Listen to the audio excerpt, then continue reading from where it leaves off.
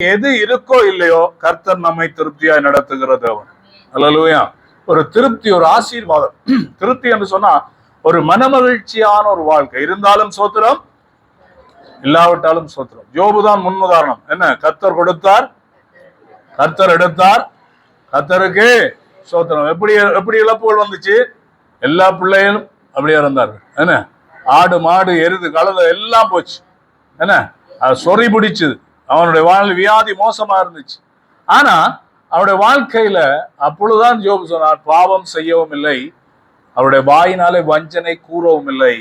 ஒரு நல்ல ஜெபம் சொன்னார். கர்த்தர் எடுத்தார், கர்த்தர் கொடுத்தார், கர்த்தருக்கே ஸ்தோத்திரம். ரவியன் ஒரு வசனம் சொன்னார். யோபு சொன்ன வார்த்தை, என் மீட்பர் உயிரோடு இருக்கிறார், நான் அவரை உயிரோடு என்ன என் மீட்பர் உயிரோடு இருக்கிறார், அவர் என்னை சோதித்த பின்பு நான் பொன்னாக விளங்குவேன். இன்னைக்கு நம்முடைய வாழ்க்கையில ஒரு திருப்திகரமான கிறிஸ்தவ ஜீவியத்தை நாங்கள் எப்படி காத்துக் கொள்ளலாம்? ஒரு திருப்தியான வாழ்க்கை எப்படிப்பட்டதா இருக்கும் என்பதை தியானிக்க கர்த்தர் நமக்கு உதவி செய்வாராக. அதனால திருப்தியான ஜீவியம் மெய்யான கிறிஸ்தவ வாழ்க்கையின் வெற்றியாகும். என்ன? இருக்கிறதுல எப்பொழுதும் திருப்தியா வாழுங்க. எத்தனை பேர் திருப்தியா வாழ்றீங்க? வீடு, சந்தோஷப்படுங்க, கர்த்தர் நல்ல வீட்டை கொடுத்தார். எத்தனை பேர் சொல்றீங்க? ஆமென். கர்த்தர் எனக்கு நல்ல பணத்தை சந்தித்தார். எத்தனை பேர் சொல்றீங்க? சொல்லுங்க, நன்றி சொல்லுங்க. கர்த்தர் எனக்கு நல்ல குடும்பத்தை தந்தார். எத்தனை பேர் சொல்றீங்க? போயும் மாடு கழுதை என்ன பேசக்கூடாது. எங்களை வீட்டு பக்கத்து வீட்டுக்காரி நேற்று ஒரு வார்த்தை பேசினான். நான் உடுப்பு போடும் பொழுது மகனை பார்த்து பேசினேன். என்ன பேசினாலும் தெரியுமா? அப்பன் ஒரு நாதாரி, வந்து பிறந்த மகன் அதை விட நாதாரி. எனக்கு சரியான துக்கமா இருந்துச்சு. அவள் ரட்சிக்கப்படல. அவள் பேசின வார்த்தை சரியான கஷ்டமா இருக்கு. சொல்லுங்கல்ல, சேச்சுன்னு சொல்லலாம், என்னமா தெரியல, சேச்சு மாதிரி தெரியல. அவன் விடிய என்ன கறி கோச்சி போன மாதிரியே நிற்பான்.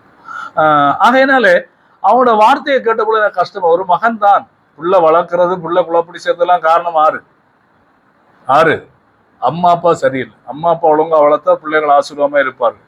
ஆமென். அதனால எனக்கு அந்த வார்த்தைகளை கேட்ட பொழுது மிக கஷ்டமா இருந்துச்சு. இப்படி ஒரு பிள்ளைய பேசுறாளே ஒரு தாய். அதனால இன்றைக்கு நம்முடைய வாழ்க்கையில எல்லாத்துக்கும் திருப்தியா இருந்தா நாங்க நன்றி தான் சொல்லுவோம். ஒரு நாளும் திட்ட மாட்டோம். ஆமென். ஒரு நாளும் அவளை குறை சொல்ல மாட்டோம், அவளை வேதனைப்படுத்த மாட்டோம். இன்றைக்கு நம்முடைய வாழ்க்கையில ஆண்டவர் உங்களுக்கு கொடுத்த சரீரத்துக்கு நன்றி சொல்லுங்க. ஆமென். டெய்லி ஒரே வியாதி என்று அறம்பாடாதீங்க. ஆண்டவரே, இன்றைக்கும் என்னை உயிரோடு வைத்திருக்கிறதற்காக ஸ்தோத்திரம். நேற்று கொழும்பு 13 ஒரு பெரிய ஒரு செத்த வீடு, இரவு சரியான கூட்டம் இருந்தது. அப்போ தங்கச்சிட்ட கேட்டேன், என்னம்மா இது இப்படி கிரௌடா இருக்கு? அண்ணா, அவங்களுக்கு தெரியாதண்ணா, அந்த அம்மா நல்ல காசுக்காரி அம்மா. ஆனா அண்ணா, அவாவை போல தாழ்மையும் அவாவை போல எல்லாருக்கும் உதவி செய்யற அம்மா யாருமே கிடையாது. நாங்கிட்ட அப்படியான அம்மா? ஓமண்ணா, எல்லாருக்கும் உதவி செய்வாங்க, எல்லாரும் சிரிச்ச மோமரம், பெரிய பணக்காரர், ஆனா ஒரு நாளும் பெருமை பாராட்ட மாட்டாங்கண்ணா. அவ்வளவு கம்பளான ஒரு நல்ல அம்மா. அதுதான் இவ்வளவு கிரௌட். நான் யோசித்து வந்தேன், ஆண்டவரே அறிந்த மக்கள், ஆண்டவர் அறியாத மக்கள் என்று இன்றைக்கு அநேகர் நல்லவர்கள் வாழலாம். ஆனாலும் இன்றைக்கு ஒரு திருப்திகரமான ஜீவியம் இல்லாதபடி இந்த உலகம் ஓடுகிறது. உலகத்தான பாருங்க, எவ்வளவு திருப்தி, எவ்வளவு கிடைச்சாலும் என்ன இல்லை திருப்தி. ஆனா கர்த்தரு ஸ்தோத்திரம், எங்களுக்கு எவ்வளவு கிடைச்சாலும் திருப்தியா நன்றி சொல்ல பழகுங்க. ஆமென். திட்டாதீங்க, குறை சொல்லாதீங்க. புருஷனை பார்த்து போயும் இன்னும் கட்டினு சொல்லாதீங்க. மனைவியை பார்த்து இன்னும் ஐயோ இன்னும் கட்டினா பிரமச்சாரியெல்லாம் சொல்லாதீங்க. வாழ்த்துங்க, மற்றவர்களை தாழ்த்தாதீங்க, மற்றவர்களை உபத்திரவப்படுத்தாதீங்க. திருப்தி உள்ளவன் எல்லாரையும் நேசிப்பான். ஆமென். பிரச்சனை வந்தாலும் இழப்பு வந்தாலும் எல்லாரும் நேசித்து நடத்துகிற ஒரு நல்ல நிலைக்கு நாம் வர வேண்டும். இதை பாருங்க, என்னோட வார்த்தையில வச்சுதான் நாங்க திருப்தியா இருக்கிறோமா இல்லையான்னு தெரியும். என்ன, இப்ப சிலருக்கு எப்படி இருக்கிறீங்க? ஏதோ இருக்கிற, அது திருப்தியா? எப்படி அது திருப்தியா? என்ன அது? இனியா இல்லைன்னு எல்லாத்தையும் யோசிச்சு மண்டை குழம்பி இருக்கிற அதைரியமான வார்த்தை. எப்படி இருக்கிறீங்க? கர்த்தருக்குள் அவருடைய கிருபையாய் சந்தோஷமா இருக்கிறேன். அல்லேலூயா. அப்படி சொல்லுங்க. அப்படி நாளாந்த உங்களோட வார்த்தைகள்ல எங்களுக்குள்ள இருக்கிற ஒரு திருப்தி வரணும். அல்லேலூயா. இன்றைக்கு பாருங்க, அநேகர் நாங்க இப்ப நான் பைக்ல போறேன், நான் கார்ல போறவனோட தான் என்ன ஒப்புறது. அப்படி பார்க்காதீங்க. பைக்ல இருந்து செருப்பு போட முடியாத மக்களை ஒப்பிட்டு பாருங்க, நாங்க எங்க இருக்கிறோம்னு தெரியும். அநேகமான நேரங்களிலே, அநேகமான சூழ்நிலை நாங்க உயராம இருக்கிறவங்களோட எங்களை ஒப்பிட பாக்குறோம். அது நல்லதல்ல. எங்களை விட கீழாக ஒடுக்கப்பட்டு நெருக்கப்பட்டிருக்கிற மக்களை பார்த்தீங்கன்னு சொன்னா நாங்க எங்க இருக்கிறோம்னு எங்களுக்கு தெரியும். ஆமா இல்லையா? எத்தனை பேர் வாடகை கூட வீடு எடுக்க முடியாதபடி கஷ்டப்படுகிறார்கள். எங்களை அப்படி ஆண்டவர் வச்சிருக்கிறார். எப்பனாவது கையெழுத்துங்க ஆப்போம். அப்படித்தான் நான் இருக்கிறேன். கர்த்தர் எங்களை அற்புதமாய் போஷித்து நடத்துகிறார். அல்லேலூயா. அதனால ஒரு திருப்திகரமாய் வாழுகிற கிறிஸ்தவன் எப்பொழுதும் ஒரு பலசாலியாய் தைரியசாலியாய் நிற்பான். இரண்டாவதாக, திருப்தி இல்லாத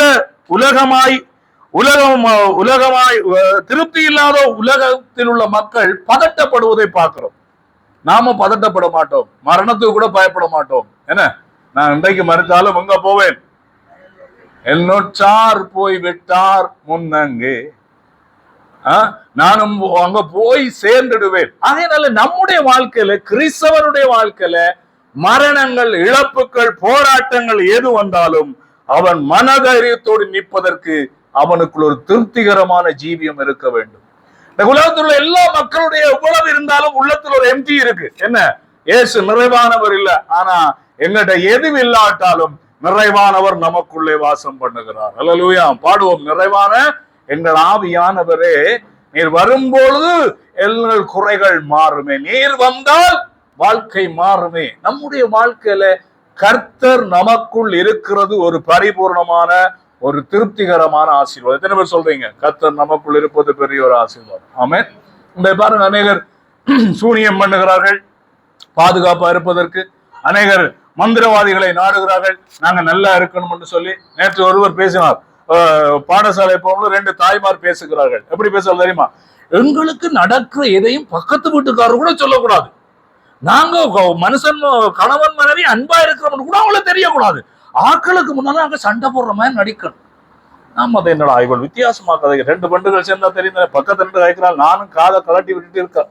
எப்படி போகுது இந்த சமாச்சாரம்? அடுத்த சொல்றாரு, எங்களுக்கு வருகிற வருமானத்தை நாங்க யார்கிட்டையும் சொல்லவே கூடாது, ஒரு வாகனம் எடுக்க போறோம் எடுத்தாலும் நாங்க வாடகைக்கு எடுத்துட்டு தான் சொல்லணும், இல்ல மக்களுடைய கண்ணெல்லாம் நாசமா போற கண்ணு. நான் பார்த்து கதைப்ப ஒண்ணு பார்த்தேன், அவ்வளவு இன்ட்ரெஸ்டா போறாளுகள். அப்ப பார்த்தேன், இதுல தலையிடக்கூடாது ஆண்டவரே, இப்படித்தான் மக்கள் வந்து அநேக கிறிஸ்தவர்களும் அப்படித்தான், எது செய்தாலும் சொல்றது இல்ல. ஏர்போர்ட் போறதா இருந்தாலும் என்ன செய்யறது இல்ல, சொல்றது இல்ல. பிளைட்ல போய் அங்க நின்றுதான் வாய்ஸ் போடுறது, நேரம் இல்ல பாருங்க, அவசரமா, நான் கண் பற்றுமா.